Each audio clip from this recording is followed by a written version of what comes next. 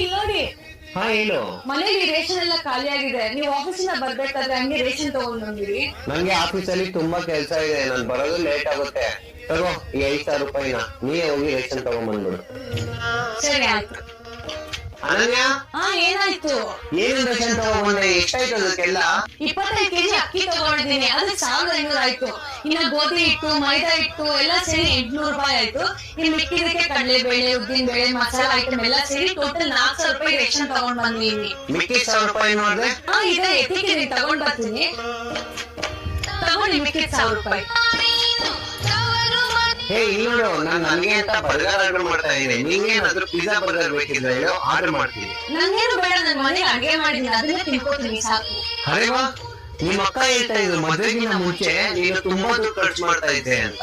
ಮತ್ತೆ ನೀನು ಮನೆ ಫುಡ್ ನ ಇಷ್ಟ ಪಡ್ತಾ ಇರ್ಲಿಲ್ಲ, ಆಚೆಗಡೆನೆ ತಿಂತಾ ಇದ್ದೆ ಅಂತ. ಆದ್ರೆ ಇವಾಗೆಲ್ಲ ಉಲ್ಟಾ ಆಗಿದೆ.